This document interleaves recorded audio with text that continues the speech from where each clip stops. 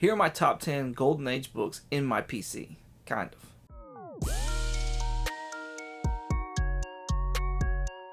What's going on? 22 here, and Alan from Comic Collector Geek has challenged people to show off their top 10 Golden Age books in their PC. Just so happens that I just started collecting last year, so I am still in my infancy, and I had almost 10 books.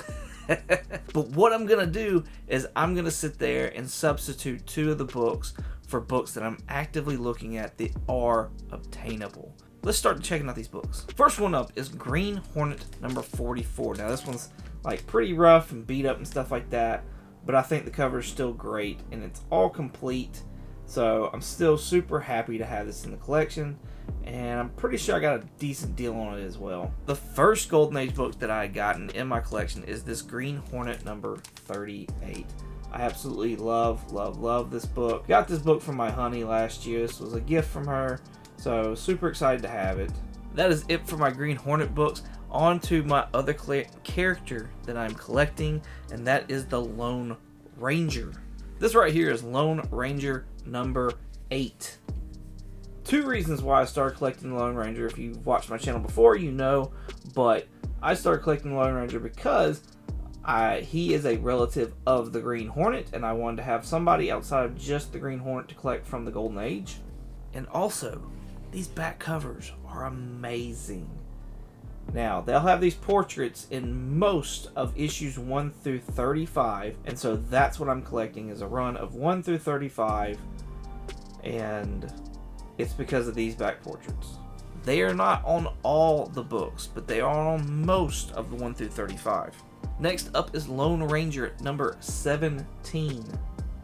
Now, the books that don't have the actual portraits on the back of them, like this, will either have a like comic type panel set on the back, or they'll have a like nature scene on the back where it's like either buffalo or wolves and stuff like that. They're still really cool. It's just not my kind of, not what really, got me going about them. Lone Ranger number 26. I really dig the hat on this Native American right here. It's really cool.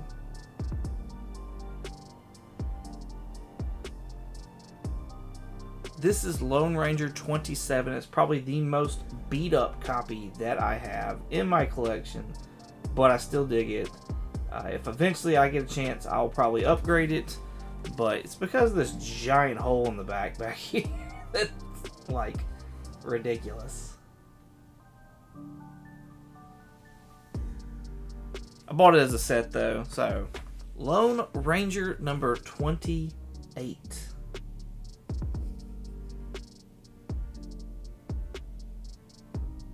The back.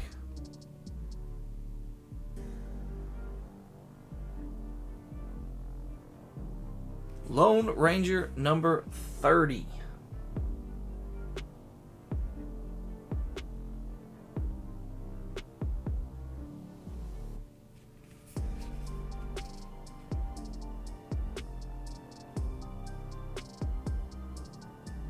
The 2 books that I'm looking to pick up eventually, or always have my eye out for, that I'm just waiting for that really good deal, that really good copy that's a really good deal, is starting out this Lone Ranger number 21. You can just hear this cover from miles away. I